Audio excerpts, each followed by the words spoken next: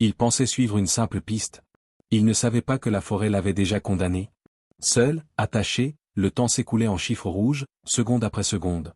Personne ne devait le trouver. Personne, sauf une enfant. Trop jeune pour comprendre. Assez humaine pour ne pas fuir. Ce qui allait se jouer là ne concernait plus le courage ordinaire. Mais une décision impossible, où chaque souffle comptait, et où l'erreur n'existait pas. Restez avec nous, car cette histoire incroyable vous laissera sans voix. Avant de commencer, n'oubliez pas de liker et de vous abonner. Et surtout, je suis curieux, d'où nous regardez-vous? Indiquez votre pays dans les commentaires. J'adore voir jusqu'où voyagent nos histoires. La forêt semblait figée dans un silence ancien, presque respectueux. Les arbres se dressaient droits et immobiles, leurs troncs sombres avalant la lumière pâle de l'après-midi. L'air était froid, humide, chargé de cette odeur de terre et de feuilles en décomposition qui collait à la gorge.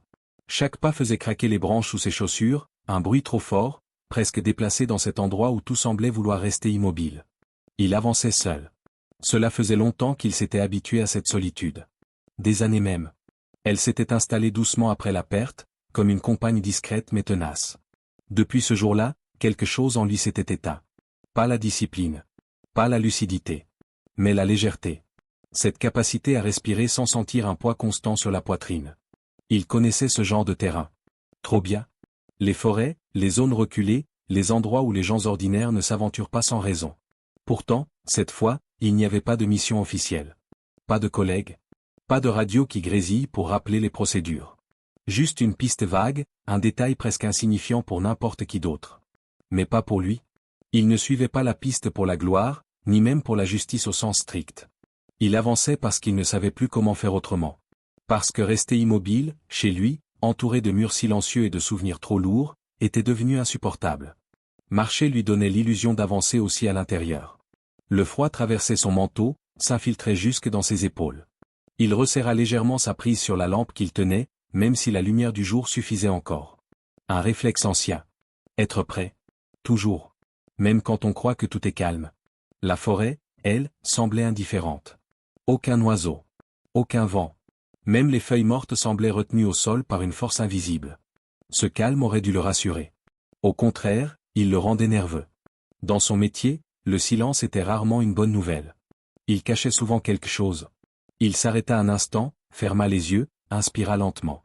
Le passé tenta de refaire surface. Une voix. Un rire. Une présence qui lui manquait plus qu'il ne voulait l'admettre. Il chassa ces images aussitôt. Ce n'était ni le moment ni l'endroit. Il reprit sa marche, plus lentement cette fois. Chaque pas était calculé, mesuré. Son regard balayait les alentours, attentif aux détails que d'autres auraient ignorés. Une trace à peine visible sur la terre humide. Une branche cassée trop nette pour être naturelle. Son instinct lui murmura que quelque chose n'allait pas. Puis il le sentit. Ce frisson étrange, au creux de la nuque. Cette sensation familière d'être observé. Il s'arrêta net. Le silence devint soudain oppressant, presque assourdissant. Son cœur accéléra malgré lui. Il n'était plus seul. La douleur revint avant la conscience. Une pression sourde derrière les tempes, comme si son crâne était pris dans un étau. Puis le froid. Brutal. Mordant. Il inspira vivement et l'air humide lui brûla les poumons. Ses paupières s'ouvrirent lentement, lourdement, et le monde apparut d'abord flou, instable, avant de se figer dans une clarté inquiétante. Il était adossé à un tronc. Non. Attaché à un tronc. Ses poignets étaient tirés en arrière, immobilisés par des liens rigides qui s'enfonçaient dans la peau. Il tenta de bouger. La douleur répondit immédiatement, nette, précise. Chaque mouvement était inutile. Calculé pour l'empêcher de fuir. Pour l'empêcher même de se débattre. Son souffle se fit plus court, mais il se força à ralentir. Panique inutile. La panique faisait des erreurs. Il baissa les yeux. Et il vit. Fixé contre sa poitrine, solidement maintenu par des sangles épaisses, un dispositif métallique. Trop complexe pour être artisanal. Trop propre. Trop maîtrisé. Des fils de couleurs différentes, soigneusement disposés. Et au centre, un petit écran lumineux. Des chiffres rouges. Il descendait. Son esprit se mit à travailler immédiatement, avec cette froideur qui l'avait sauvé tant de fois. Improvisé, mais professionnel. Pas un avertissement. Une condamnation différée. Chaque seconde qui passait n'était pas une menace abstraite. C'était un pas de plus vers la fin. Il leva lentement la tête, observa autour de lui. La forêt était exactement la même que quelques instants plus tôt. Immobile. Silencieuse. Indifférente. Aucun bruit de pas. Aucun mouvement. Comme si le monde s'était retiré, le laissant seul face à cette machine accrochée à son corps. Alors la compréhension arriva. Ce n'était pas une embuscade improvisée. C'était un piège. La piste. Le détail insignifiant. L'appel muet qu'il avait suivi sans prévenir personne. Il avait voulu croire qu'il maîtrisait encore la situation. Qu'il était assez expérimenté pour gérer seul. C'était précisément ce qui l'avait amené ici. Il sentit une colère sourde monter, immédiatement étouffée par une lucidité plus forte encore. La colère ne servait à rien. Celui qui avait fait ça voulait du temps. De la lenteur. De la peur réfléchie. Le compte à rebours continua de défiler, implacable. Il n'avait même pas besoin de le regarder pour le sentir. Chaque battement de son cœur semblait synchronisé avec les chiffres rouges. Il testa une dernière fois les liens, sans illusion. Rien. Aucun jeu. Aucune faiblesse. Le dispositif n'était pas là pour dissuader. Il était là pour tuer. Il pensa brièvement à appeler à l'aide. À crier. Le son mourut dans sa gorge avant même de naître. Qui l'entendrait? La forêt n'avait pas d'oreille. Et personne ne viendrait. Il le savait. Alors quelque chose changea en lui. Une forme d'acceptation dure, sans romantisme. Il avait vu la mort de près suffisamment de fois pour reconnaître son visage quand elle se présentait ainsi. Pas dans la violence immédiate, mais dans l'attente. Dans cette suspension cruelle. Il ferma les yeux un instant. Il n'était plus maître de rien. Seulement du temps qu'il lui restait pour rester conscient. Et pour affronter ce qui venait. Le chien avançait quelques pas devant elle, la truffe collée au sol, concentrée comme s'il lisait une histoire invisible. Elle marchait doucement derrière, sans se presser. La forêt ne lui faisait pas peur. Elle la connaissait depuis toujours. Depuis qu'elle vivait ici, avec son grand-père, après que la maison eut perdu une voix, une présence, une chaleur qu'aucun silence ne parvenait à remplacer. Elle parlait peu. Pas parce qu'elle n'avait rien à dire, mais parce que les mots lui semblaient souvent inutiles. Les adultes posaient trop de questions, cherchaient des réponses simples à des douleurs qui ne l'étaient pas. Alors elle observait. Les gestes. Les regards. Les silences surtout. Elle avait appris à écouter ce qui ne se disait pas. Son chien, lui, comprenait sans qu'elle explique. Il était entré dans sa vie comme on entre dans un refuge, sans promesse, sans condition. Quand elle avait mal, il se contentait d'être là. Quand elle se sentait trop lourde à l'intérieur, il posait sa tête contre sa jambe, et cela suffisait souvent à faire redescendre le tumulte. Ce jour-là, tout semblait ordinaire. Le sol était humide, l'air frais. La lumière passait entre les branches avec difficulté. Elle suivait le sentier machinalement, les mains enfoncées dans les poches de son manteau, l'esprit ailleurs. Puis, sans prévenir, le chien s'arrêta net. Ses oreilles se dressèrent. Son corps se tendit. Avant qu'elle n'ait le temps de dire quoi que ce soit, il partit. Elle appela son nom, d'abord doucement, puis plus fort. Sa voix se perdit entre les troncs. Son cœur accéléra. Elle hésita une seconde. Le sentier, ou lui? Elle n'hésita pas longtemps. Elle quitta le chemin, suivant la direction qu'il avait prise. Les branches griffaient ses manches. Le sol devenait inégal. Elle avançait plus vite, l'angoisse montant à chaque pas. Puis elle l'entendit. Le chien aboyait. Pas de joie. Pas de jeu. Un aboiement différent. Insistant. Pressant. Elle le trouva près d'un arbre immense. Et elle le vit. Un homme, attaché, immobile, le visage pâle. Son corps était maintenu contre le tronc comme s'il faisait partie de l'arbre lui-même. Sur sa poitrine, quelque chose brillait faiblement. Des chiffres rouges. Elle comprit immédiatement que ce n'était pas normal. Que ce qu'elle voyait ne devait pas exister. La peur la frappa de plein fouet. Violente. Paralysante. Son premier instinct fut de reculer, de courir, de disparaître. Ses jambes tremblaient. Son souffle se bloqua dans sa gorge. Puis leurs regards se croisèrent. Il y avait de la douleur dans ses yeux. De la fatigue. Mais aussi autre chose. Une douceur étrange. Une humanité fragile qui la frappa en plein cœur. Il ne cria pas. Il ne supplia pas. Il la regarda simplement, comme on regarde quelqu'un en espérant sans y croire vraiment. Elle pensa à sa mère. À ces moments où elle avait voulu fuir la maladie, la chambre, les machines. Et où elle était restée. Parce que partir aurait été pire que la peur. Le chien s'approcha de l'homme, prudemment, posa sa truffe contre sa jambe, et mit un petit gémissement. Ce simple geste brisa quelque chose en elle. Elle inspira profondément. Elle avait peur. Terriblement peur. Mais elle ne partit pas. Elle s'approcha lentement, comme si un geste trop brusque pouvait briser l'équilibre fragile de la scène. L'homme suivait chacun de ses mouvements du regard, attentif, inquiet. Il voulut parler, mais sa voix sortit rauque, presque étranglée. Il lui dit de partir. D'aller chercher de l'aide. De courir loin d'ici. Il parlait vite, comme s'il manquait déjà de temps. Elle l'écouta sans l'interrompre. Puis elle secoua doucement la tête. Il y avait quelque chose chez lui qui lui rappelait quelqu'un. Une manière de se tenir malgré la douleur. S'être tenu dans la peur. Elle ne sut pas mettre de mots dessus, mais elle la frappa avec force. Ce n'était pas un inconnu attaché à un arbre. C'était un homme qui luttait pour rester digne, même au bord du pire. Elle lui dit qu'elle connaissait quelqu'un. Quelqu'un qui pouvait aider. Sa voix tremblait un peu, mais elle resta claire. Elle promit de revenir. Elle ne savait pas comment. Elle ne savait pas quand. Mais elle le promit quand même. Le chien resta près de lui. Assis. Immobile. Comme s'il avait compris que sa place était là. Elle se retourna et se mit à courir. La forêt, qu'elle avait toujours trouvée familière, devint soudain hostile. Les branches semblaient vouloir la retenir. Le sol glissant la fit trébucher plus d'une fois. Elle se releva chaque fois, le cœur battant si fort qu'elle avait l'impression qu'il allait éclater. Elle pensa au compte à rebours sans vraiment le comprendre, mais elle savait que chaque seconde comptait. Quand elle arriva à la maison, essoufflée, le visage rougi par le froid et l'effort, son grand-père comprit immédiatement que quelque chose n'allait pas. Elle parla vite. Trop vite. Les mots se bousculaient. Un homme. Attaché. Une chose sur sa poitrine. Des chiffres rouges. La forêt. Il pâlit. Son regard changea. Ce n'était plus celui d'un vieil homme fatigué, mais celui de quelqu'un que le passé rattrapait brutalement. Il posa calmement ce qu'il avait dans les mains, comme s'il voulait garder le contrôle d'un monde qui venait de basculer. Il posa quelques questions précises. Elle répondit du mieux qu'elle put. Il n'en posa pas plus. Il savait déjà. Il alla chercher un vieux sac, rangé depuis longtemps. Trop longtemps. Ses gestes étaient lents, mais assurés. Il enfila un manteau épais. Il grimaça légèrement en bougeant l'épaule, comme si une ancienne blessure protestait. Elle le vit. Il la vit le voir. Il n'hésita pas. Il lui dit que ce serait dangereux. Qu'il n'était peut-être pas à la hauteur. Qu'il faudrait rester calme, quoi qu'il arrive. Elle hocha la tête. Elle ne demanda pas s'il avait peur. Elle savait qu'il avait peur. Mais elle savait aussi qu'il viendrait. Ils repartirent ensemble, presque en courant, sans se parler. Le silence entre eux n'était pas vide. Il était plein d'une responsabilité nouvelle, trop grande pour son âge, trop lourde pour le sien. Quand ils atteignirent de nouveau l'arbre, l'homme était toujours là. Les chiffres continuaient de descendre. Et ils comprirent, tous les deux, qu'ils venaient de franchir un point de non-retour.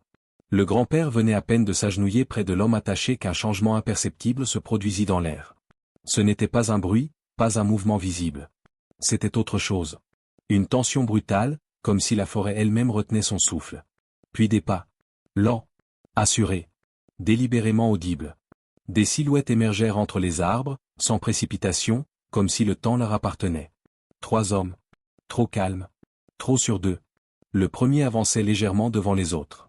Son regard se posa immédiatement sur l'homme attaché, et un sourire dur, sans joie, étira ses lèvres. Le policier comprit aussitôt. Ce n'était pas un enlèvement au hasard. Ce n'était pas une erreur. C'était personnel. La voix de l'homme qui parlait était froide, posée, presque professorale. Il évoqua des décisions passées, des opérations couvertes par le secret, des vies sacrifiées au nom d'un ordre supérieur. Chaque phrase était chargée d'amertume, de rancœur accumulée pendant des années. Il parlait de justice, mais ses yeux racontaient autre chose. Une vengeance soigneusement mûrie. L'homme attaché ferma brièvement les yeux. Les images remontèrent malgré lui. Un dossier classé. Un ordre qu'il avait exécuté sans poser de questions. Un choix qu'il avait cru nécessaire à l'époque. Il comprenait maintenant pourquoi il était là. Pourquoi seul. Pourquoi ainsi. Le grand-père tenta de gagner du temps, de parler, d'apaiser. Mais ces hommes n'étaient pas venus pour négocier. Ils voulaient voir. Attendre. Observer la peur descendre avec les chiffres rouges. L'un d'eux leva la main, révélant un petit dispositif noir. Trop petit pour être anodin. Le message était clair. Même l'espoir d'une intervention extérieure était sous contrôle. La fillette sentit la colère monter en elle, violente, brûlante. Elle serra les poings sans s'en rendre compte. Le chien grogna doucement, les muscles tendus, les yeux fixés sur l'homme qui parlait. Puis tout bascula. Sans avertissement, le chien bondit. Le mouvement fut rapide, instinctif, incontrôlable. Un cri retentit. Le petit dispositif vola dans l'air et s'écrasa contre une pierre. Les hommes hurlèrent, surpris. L'un d'eux tenta de lever son arme. Trop tard. Le chaos éclata en une seconde. Des ordres criés. Des pas désordonnés. Une détonation sèche qui fit voler des éclats d'écorce. Le grand-père se jeta instinctivement devant l'enfant. Une douleur vive traversa son épaule. Il serra les dents. Ne cria pas. Au loin, des voix. des sirènes étouffées par la forêt. Les forces de l'ordre approchaient enfin. Mais trop lentement. Les silhouettes reculèrent, désorganisées, emportant avec elles leur rage inassouvie. Le silence retomba presque aussitôt, lourd, chargé de conséquences. Le chien revint près de l'enfant, haletant, tremblant, mais indemne. La menace humaine avait disparu. La bombe, elle, était toujours là. Le grand-père regarda l'écran. Les chiffres étaient descendus bien plus bas qu'il ne l'aurait voulu. Son visage se ferma. Il comprit immédiatement ce que cela signifiait. Il ne restait presque plus de temps. Le grand-père tenta de se redresser, mais son corps refusa d'obéir. Son visage se crispa sous la douleur qui irradiait depuis son épaule blessée. Le sang assombrissait lentement le tissu de son manteau. Il inspira profondément, tenta de se concentrer, mais ses mains tremblaient désormais trop pour être fiables. Il comprit avant même de l'admettre. Il ne pouvait plus intervenir. Les voix des secours se rapprochaient, mais elles restaient lointaines, étouffées par la densité de la forêt. Trop loin. Trop tard. Les chiffres rouges sur le dispositif continuaient de descendre, implacables, indifférents à la souffrance humaine. Chaque seconde résonnait comme un coup porté contre leurs nerfs. Il leva les yeux vers l'enfant. Elle le regardait sans pleurer. Son visage était pâle, mais étonnamment calme. Trop calme pour son âge. Il reconnut dans ce regard quelque chose qu'il connaissait bien. Cette concentration silencieuse qui précède les décisions irréversibles. Il secoua lentement la tête, comme pour chasser l'idée qui venait de s'imposer à lui. Mais elle était déjà là. Évidente. Terrifiante. Elle était là seule. Elle avait passé des heures à l'observer réparer de vieux appareils, démonter, expliquer patiemment les couleurs des fils, les circuits simples, les erreurs à éviter. À l'époque, ce n'était qu'un jeu, une façon de l'occuper, de lui transmettre un savoir banal. Jamais il n'aurait imaginé que ces gestes deviendraient une question de vie ou de mort. Il lui parla doucement, la voix rendue fragile par la douleur. Il lui expliqua ce qu'il voyait. Ce qu'il comprenait. Les risques. Les pièges possibles. Il ne lui cacha rien. La vérité était trop grave pour être édulcorée. Elle l'écouta sans détourner les yeux. Quand il eut fini, un silence pesant s'installa. Le chien s'approcha d'elle et s'assit, collant son flanc contre sa jambe. Sa présence était chaude, rassurante. Stable. Comme un ancrage dans un monde qui vacillait. Elle s'agenouilla lentement devant l'homme attaché.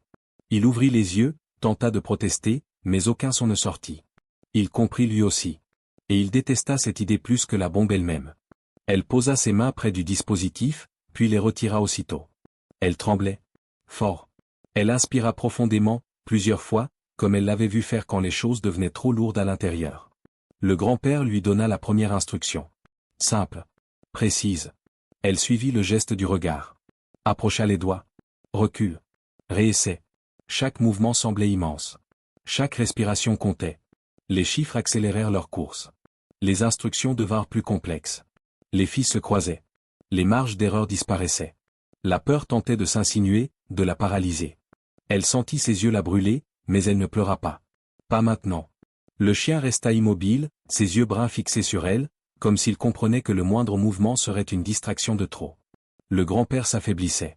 Sa voix devenait plus basse. Plus lente. Il continuait pourtant.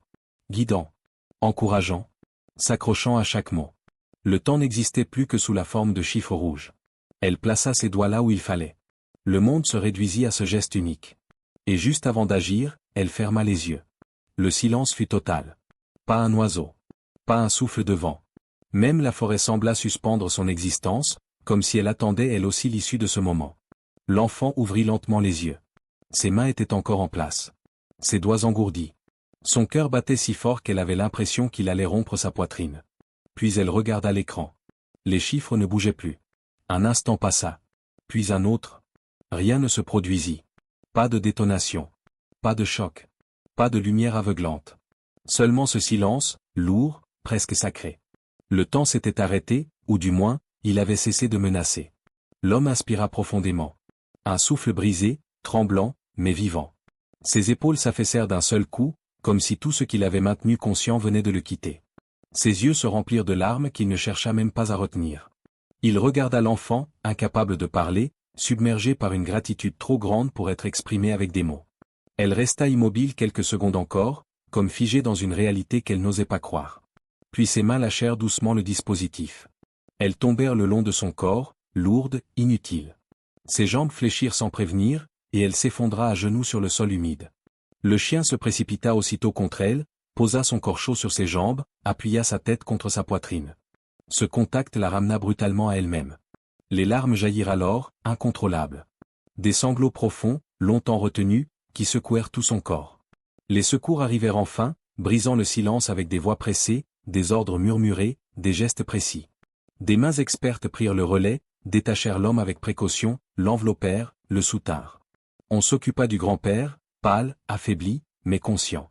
On posa une couverture autour de l'enfant sans qu'elle s'en rende vraiment compte. L'homme sauvé tenta de se lever trop vite. Ses jambes ne le portèrent pas. Il se laissa tomber près d'elle, maladroitement, et l'attira contre lui avec une douceur infinie. Elle ne résista pas. Elle enfouit son visage contre son manteau, comme si elle retrouvait enfin un endroit sûr.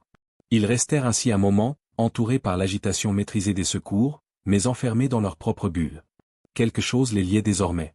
Quelque chose de profond, de silencieux, forgé dans la peur et la survie. Plus tard, quand tout fut terminé, quand la forêt reprit lentement son souffle, les premières secousses apparurent. Les tremblements. Les regards perdus. Les silences trop longs. Le traumatisme venait de commencer son travail invisible. Mais ils étaient vivants. Et pour cet instant, cela suffisait. Le temps avait repris son cours, lentement, sans brusquer personne. Les jours avaient passé, puis les semaines. Rien n'avait été effacé, mais tout avait commencé à se déposer, comme la poussière après une tempête. Les blessures visibles avaient guéri les premières. Une cicatrice à l'épaule pour le grand-père, encore sensible certains matins. Des marques pâles sur les poignets de l'homme, traces discrètes mais indélébiles d'un moment où la vie avait tenu à presque rien. Les blessures intérieures, elles, demandaient plus de patience. L'enfant dormait mieux désormais. Pas toutes les nuits. Mais souvent. Quand les images revenaient, quand le silence devenait trop lourd, le chien se levait sans bruit et venait se coucher près d'elle. Sa respiration régulière, sa chaleur, suffisaient parfois à calmer ce que les mots ne pouvaient pas apaiser. Il était devenu plus qu'un compagnon. Un repère. Une certitude. L'homme venait souvent. Pas par obligation. Par choix. Il n'avait jamais vraiment su ce que voulait dire appartenir à une famille, jusqu'à ce que celle-ci se forme sans bruit, sans promesse, autour d'une table simple, de repas partagés, de silence qui n'était plus pesant. Il riait de nouveau, parfois surpris par le son de sa propre voix. Il avait repris son travail autrement, avec moins de colère, moins de fuite. Il avait compris que réparer ne signifiait pas toujours courir vers le danger. Le grand-père observait tout cela avec une fierté tranquille. Il parlait peu de ce jour-là. Pas par oubli, mais par sagesse. Il savait que certaines choses se transmettent mieux par la présence que par les récits. Il avait repris ses habitudes, ses gestes lents, ses explications patientes. Et parfois, il posait la main sur l'épaule de l'homme, comme pour lui rappeler qu'il n'était plus seul. Un après-midi d'hiver, ils se retrouvèrent tous les trois sur un banc, face à la forêt. Le chien s'assit à leurs pieds, attentif, paisible. Rien d'exceptionnel ne se produisit. Et c'était précisément cela qui rendait l'instant précieux. L'enfant leva les yeux, sourit simplement. Elle n'avait plus besoin de dire qu'elle n'avait pas peur. Cela se voyait. Dans sa façon de respirer. De regarder le monde. D'avancer. Certaines épreuves brisent. D'autres, lentement, rassemblent. Et si cette histoire vous a touché, si elle vous a rappelé la force des liens humains et de la présence silencieuse, alors n'hésitez pas à aimer cette vidéo, à vous abonner et à la partager autour de vous. Parfois, une histoire continue bien au-delà de ceux qui la racontent.